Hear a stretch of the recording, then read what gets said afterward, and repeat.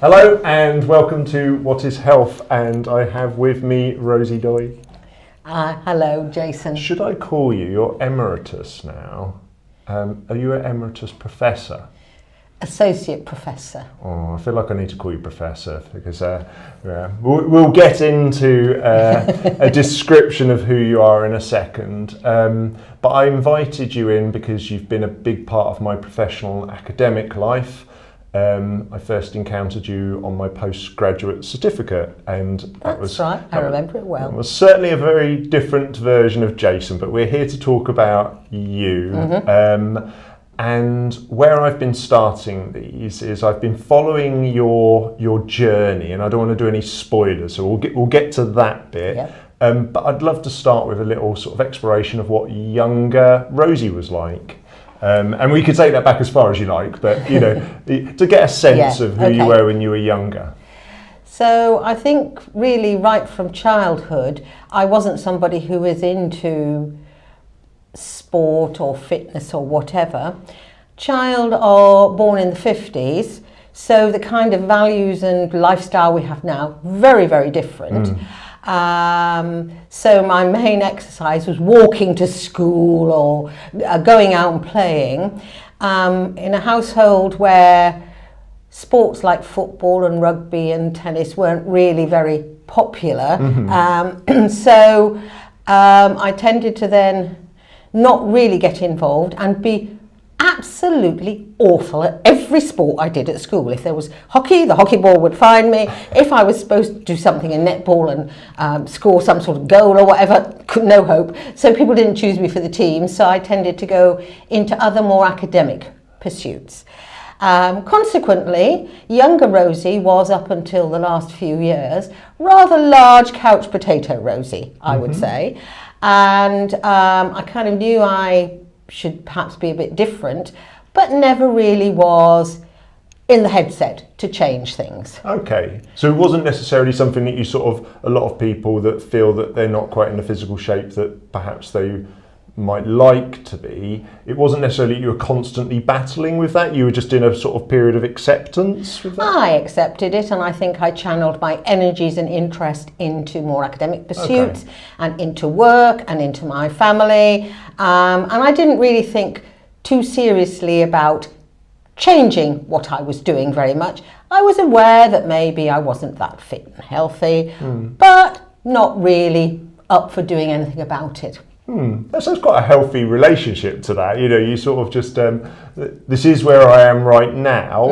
And I feel, I'm just going to ask this question now. This does wind us forwards somewhat, but I'm sure we'll bounce around. But what was that point that you sort of thought, I need to do something about this, or I want to? Was it that you need to do something about it? Was it that you wanted to do something about it? Really interesting use of words.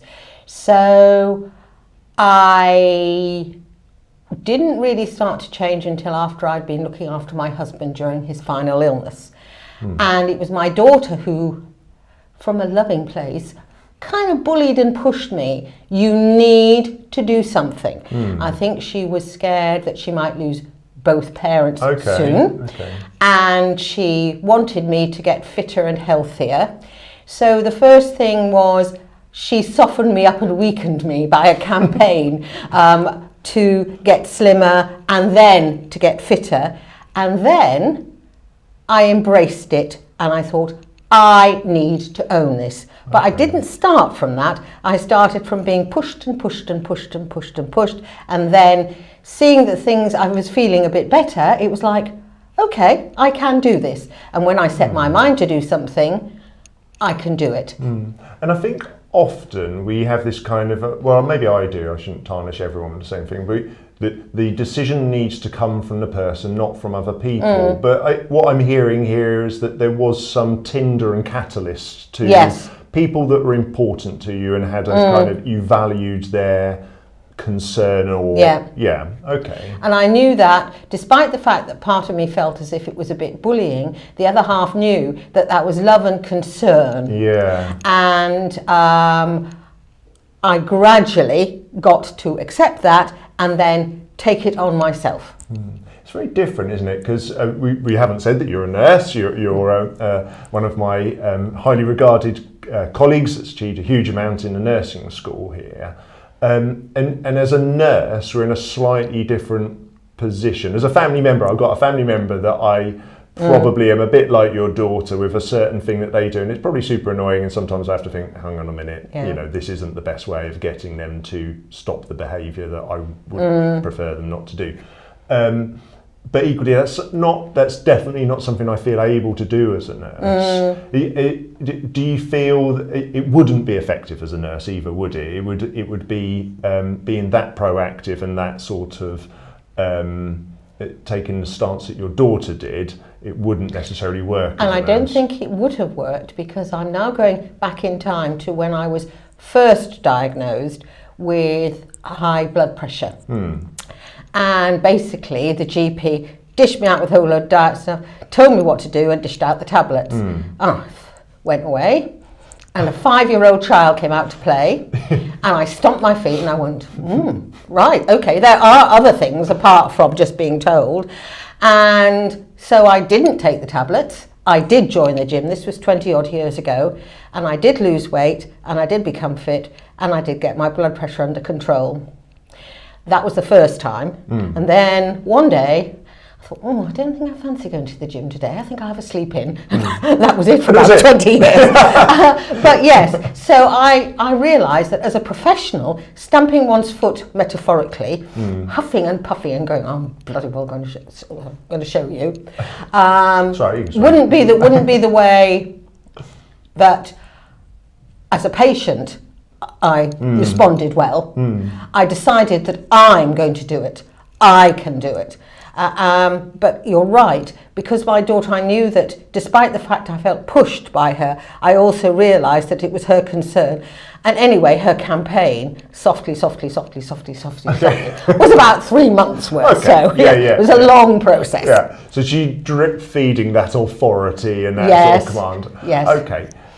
In terms of that turning point, was the turning point that you just weren't happy, sort of on an emotional level, with how your sort of health, and that was the decision, or was it more sort of physical? I need to sort of get on top of my blood pressure. Was it one was stronger than the other?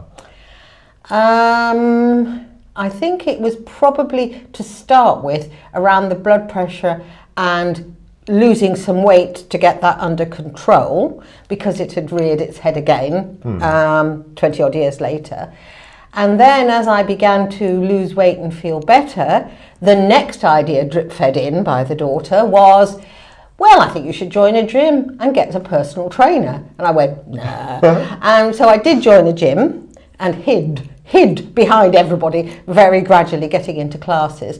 And then I began to feel better, and I began to read more about the sorts of things that would help me have a better old age. And I thought, a personal trainer who values being able to do the things you need to do, not just lift weights for the sake of it, but lugging bags of cat litter or compost for the garden. Might be a good idea.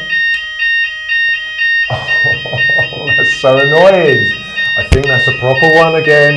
Yes. I think they've set we'll it up need again. to stop it. You can edit, can't you? Hey, I'm back. In case that wasn't obvious, that was a fire alarm. So we've travelled through time, and we've been standing outside for about 15 minutes, which was very hilarious, because about an hour ago we had a fire alarm. And blah, blah, blah. So I was just speaking to Rosie about where we left off, and I believe we were talking about you graduating into this fitness regime with a personal trainer, and possibly starting, rather than that kind of initial, your daughter saying, you must, turning this sort of health fitness experience into something that's more constructive and positive. And I'm sort of really interested in that component, because that seems like a real catalyst to you continuing to do it. Absolutely. It was about me taking it on myself, but also when I looked... Have you got yours turned on? Oh, you have. Okay, sorry. Mine wasn't turned on, Rosie's was. Carry on. Okay, so I looked at various websites of personal trainers, and then I came across a couple who were talking really about health and well-being and function, being able to do the things that help you in your daily life, as opposed to let's just build muscle or whatever that might be. And so I selected a personal trainer and talked to her, submitted a form and then talked to her a bit over WhatsApp. And I thought, I really like the sound of you. I feel I can work with you. So, but we just had a trial and I got on. We didn't stop laughing the first time. And she said, what is it you'd like to do? What would you like to achieve? I said, well, I have to lug great big things of cat litter about, and I'd like to be able to manage the gardening and bags of compost, and be able to reach things from shelves and so on. And P.S. I don't really fancy falling over and having to call emergency services to get me up, because I was aware that my balance perhaps wasn't as good as it might have been. And she went, that's great, because everything that we do should be about everyday functional and doing what you need to do. And so from the first trial, I then signed up for about a month or so, and now 2 years later, I still have, other than if she's on holiday or anyone's unwell, a weekly 1 hour slot with her. And I've been following this on Facebook as well, which is really interesting. But I suppose, so your primary sort of goal, did that come from nursing, this kind of idea of preserving? There's a lot of you sort of saying that you want to preserve a future version of you and maintain that functionality into the future, and that you sort of want to get older but in a really strong, capacious way. Did that come from nursing, or did that just come from you sort of because you've retired recently? I've retired a year, just about a year ago. Okay. After the graduations last year, so it's just a year. I think it was a bit of both.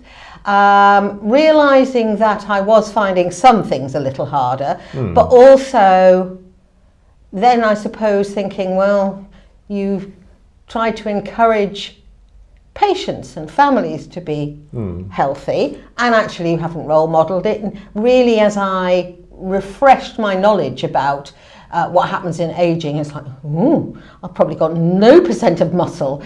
Probably bone density is a bit rubbish. And so I was then refreshing my knowledge and using part of my brain, which was the nursing brain, but part of the me bit, which was, well, if you're going to retire, let's make the best of it. Let's really try and make the next chapter as successful as possible. And also, so I feel that I'm really doing something constructive for me. Yeah, and I think that's what comes across on your Facebook. Not only do we see these sort of achievements that you're posting and your sort of biological fitness journey, which is really notable. I mean, let's not play that down. It's fantastic. But what I see is this huge sort of social network, I guess, as well. And is that something that's been a positive aspect of this sort of change in direction? Yes, indeed, because I've made lots of new friends and acquaintances at the gym, but also through my personal trainer.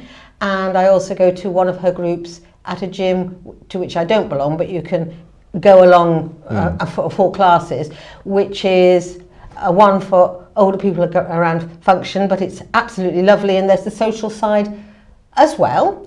So I feel like there's a whole life. So I feel better in myself. I feel happier. Not that I was unhappy, but I feel woo, va-va-voom, but also a whole network of different people, most of whom, in many of the classes, are decades younger than me. I keep saying, am I the oldest person in the class? Do you like that then, that kind of idea of sort of like, I'm strong and Stronger. I think I'm not that strong. There may be a little muscle, but it's not that big. Yeah, I found this, so working with, and I certainly don't think of you as older, but working as I did in people in their sort of 80th and 90th year predominantly, I found it very frustrating at the start of my PhD when I typed in, I can't remember what I typed into Google Images, trying to find pictures of older people doing things that are a little bit risky, even something like a walk I couldn't find at that time, and this was 2015. Certainly I definitely typed in parachute jump, I didn't expect to find that. I typed in marathon, I expected to find at least someone perhaps jogging or running, and I couldn't find anything. I searched for hours. If you looked now, you would see like the a lady who worked at Bletchley Park, I think, who went up in the aeroplane and who did a parachute jump at 104 or something like that. Yeah. So you're right, the image has now changed, but also I think that although it wasn't explicit to me at that time, more recently, I've remembered just how frail my mother got in her 80s and 90s.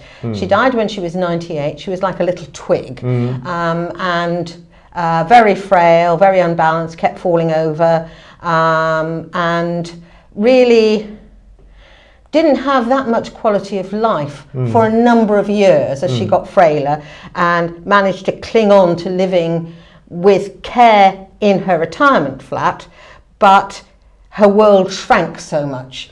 And I thought, that may come to me, but I want to delay that. I want to feel that I can do the best that I can do for as long as I can do it. Yeah, and I find it slightly, I might be slightly inaccurate. Maybe I needed in 2015, I'm sure they were there. I'm sure there were examples of people doing exactly what I found at the end of my PhD, when I found this wonderful video of someone running the London Marathon. Yep.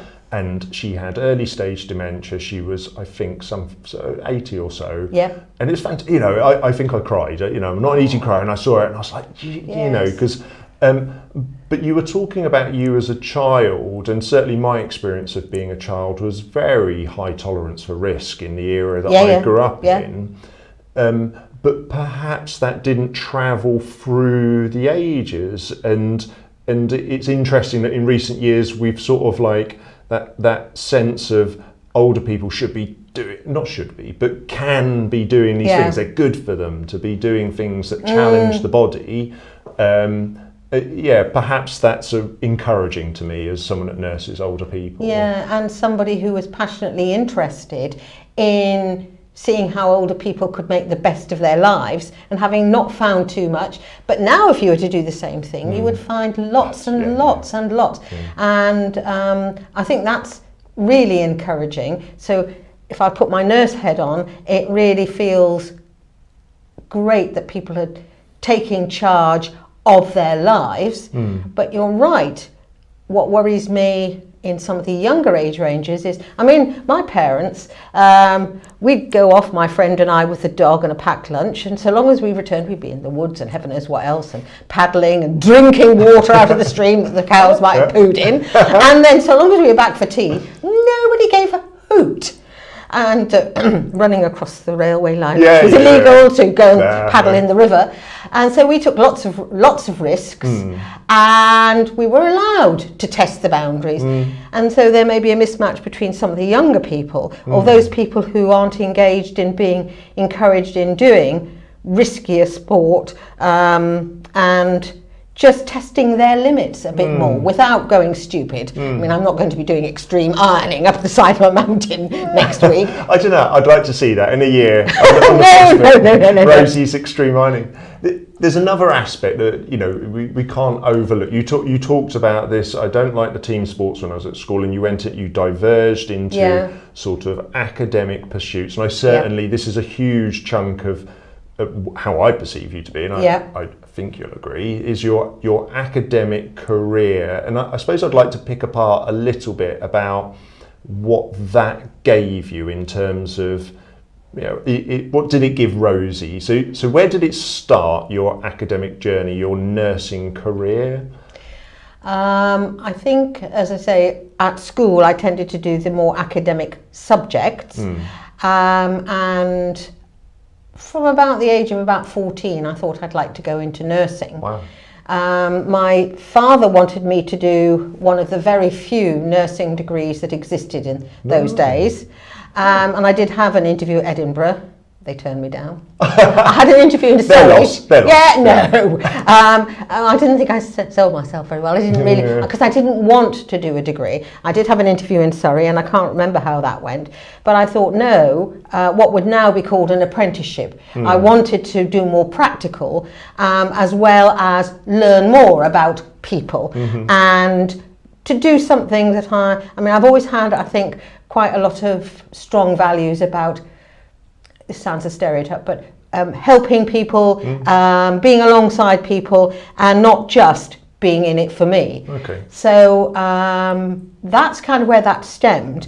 I came round to doing degrees and stuff much, much later, after I'd done my adult nursing, which was then called general nursing, and was very ritualised, although a lot of people hark back to it and go, oh, those were the days. But psychological care was very, very, very limited, practical. Okay. You know, doing observations, doing things by rote every 2 or 4 hours was much more the thing. And I can remember feeling very inadequate when you had people who were really depressed, or wanted to take their lives, or were doing very extreme things with their diabetes or other things, which was like, people would roll their eyes and go, oh, good God, we want a legitimate patient. Okay. And I'm thinking, I don't understand. I'm kind of getting to understand me a bit more, though I know I've got more to learn about, but I don't understand the more, what we'd now call more sort of psychological and mental health side. I felt really inadequate. So then I channeled my interest, not into academia as such, but into learning more, and I did my shortened mental health training. And even though it was very institutionalized at that time, some of the pieces began to piece together for me. And I'd found my kind of place, really. I wanted to combine the physical side with the psychological side, and I found I couldn't really do it in a general hospital, because after all, Rosie is always questioning things. Rosie won't do that. Why do you use this thing for pressure areas on this ward, but something completely different? I used to make the students laugh. They went, what? You know, no evidence whatsoever. And then I got a job down here, and I was given the opportunity fairly quickly of opening a brand new ward, which was to combine physical care at the Norfolk and Norwich Hospital, under the mental health, what would be now the Mental Health Trust, with psychological. And that was, and I was trying to change the culture at the hospital, but also help people who had a mental health training look after physical care better. Was that successful, or were there, well, I don't know, so I'm going to just ask the question, was it successful, and were there some challenges there in were how it ran? Lots of challenges. The staff that we interviewed and picked from the pool were mainly on message, though some of them found it a bit harder to quite get the physical side of things. Okay. The main challenges were within the general hospital. I can remember in those days, before the general nurses at the Norfolk and Norwich lost their hats, you know, somebody coming across, a matron or whatever, where's your hat? Where's your... I work for the mental health services, we don't wear them, you know. You know, this kind of thing. And also when there were difficult incidents, perhaps violent incidents, the porters, didn't matter what you said, the porters would come straight to my ward, and I go, it's not us, it's the medical ward opposite. And there were some challenges also amongst the patients and their visitors, because if somebody may not be overtly mentally unwell, because but they had mental health issues, but the physical health was dominating. It's like, what are they doing here, and vice versa. So it was quite a lot. I think that because I mucked in with everybody, and I used it as a way of trying to spread what I think I understand now to be my values, and everybody kind of respected me, and I would never ask them to do anything I wouldn't do. The staff team were great, and I'm still in contact with some of them, and some of them even belong to my gym. No way. Yes, yes, it's lovely to see them. So then I began to want to maybe channel myself, because I'd gone sideways, and so I can remember one of the mental health lecturers. You'll remember her, Diana Lee. Yes. Yes. Yeah, I think so. Yes, I think so. Coming onto the ward and going, this is something that will interest you. There's the last ever place in the last ever course for clinical teachers. I think you'd be really good at it. But this was Thursday, you've got till Monday to make up your mind. And it's down at Suffolk College at Ipswich. So, I never thought of that. So she gave me a whole sheaf of stuff and said, go away and read about it and let me know about it. So then over the weekend I made up my mind, yes, maybe do, because it combined clinical with teaching, a role that then disappeared. Yeah. But, like hospitals disappeared behind me, but there we go. And I found that was really nice. And when I first went into the then School of Nursing, because I was current in sort of physical and mental health, I was able to encourage the students to think about both things. And then after that I went and did my certificate of education, and then I went on into more academic circles, because what I then decided I wanted to do was try and bring more psychological understanding to physical health care. And that's one of the reasons why I then started to work with paramedics, not just nurses, because I could see that the shift of their work was more to people with long-term health problems, people in mental health crisis. They're there at 3 o'clock in the morning when nobody else is there. And it's no mistake that there were many, many modules that were around mental health side of things, to join everything up and make them a bit more complete in their approach. I think you definitely had an effect, or people doing what you did through that course of time has definitely had effect. So our BSc at the end of the 3 years has something called a capstone project, and it's really often that I'll find a mental health student wants to look at a sort of physical health condition through the lens of mental health. And equally, I'll see child nurses or adult nurses that have a physical health, but they're looking at the kind of psychological impact. And we see that and we're even seeing now a lot more of people graduating and seeking employment. Typically, mental health goes to the Mental Health Trust, adult sort of N&M pageant and those sorts of things. And we're seeing a lot more sort of go into slightly different areas, atypical areas. New roles as well. And that's quite a long period of time between this innovative service that you set up. Sorry. I was going to say, one of the first paramedic students on the diploma, which was the supported prior to apprenticeship route, became so passionate about mental health. I don't think she still works there, but her second job, after a very brief frontline job in the ambulance service, she went to work as a paramedic with a mental health community team, and then she ended up as the team leader for a multi-professional group. So important. It's so because important. she got that fire and she said, this is the key for the future. I want my career to mirror the care that we're going to be asked to do, not just next week, but next year and in 10 years. And you'll know Stefan, and that I did my training with as a of mental course. Health nurse, and he was like, okay. He'd always been really interested. He'd worked on the first response bus all the way through his training, and at the end of it, I think he did a year, and then he went off and did his paramedic training. I ended up teaching him actually for one session. I know. And I love that idea of we're not always sort of, it's very easy to get into your furrow, but I'm quite encouraged that I think we're much better at sort of seeing the person from multiple perspectives and owning those as a sort of health professional. I agree, and you have to sometimes look back if you're feeling frustrated to see how far we have come, perhaps more slowly than certainly I would have hoped, but there is definite progress. I agree with you. So I suppose, drawing it back to Rosie, I should call you doctor, shouldn't I? No. But anyway, I suppose, we've talked about what health gives you in terms of your sort of physical exercise pursuits. So in terms of this sort of academic pathway and your health, what has it given you? What has it added to Rosie from a health perspective? You mean academically? Yeah, or intellectually? So like intellectually, so working in this academic environment and your career progression, what did that, did that add to your health in any way?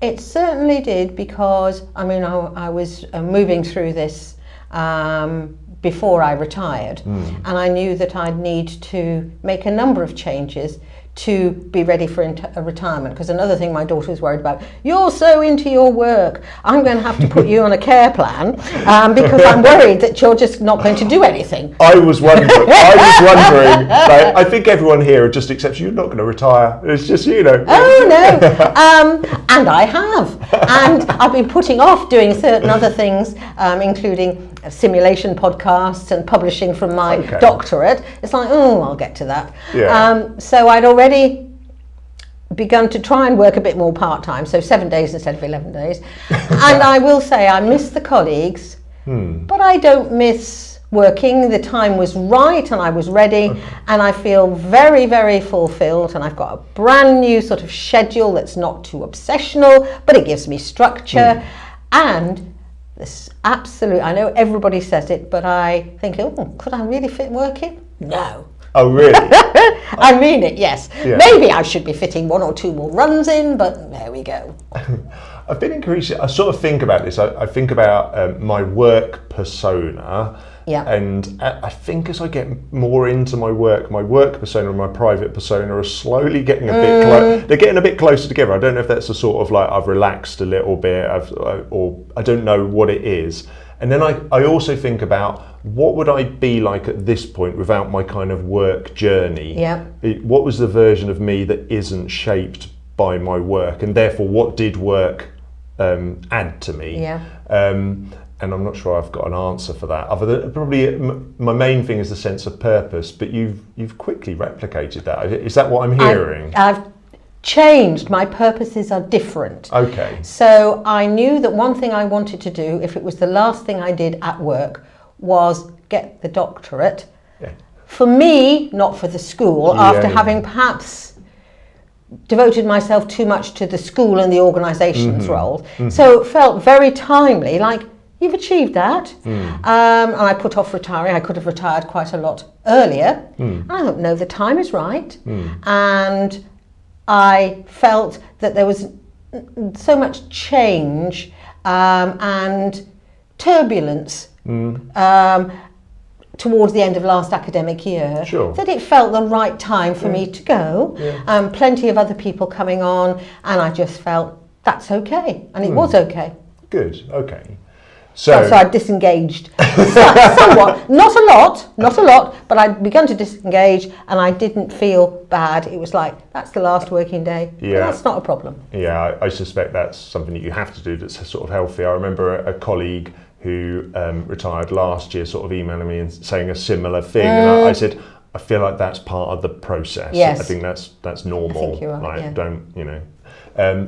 So I rather unfairly have been asking people, I have been pre-warning people, but I think it's still really hard, about 3 words. You know, it's probably possible, but I've started doing it now, so I'm going to keep going.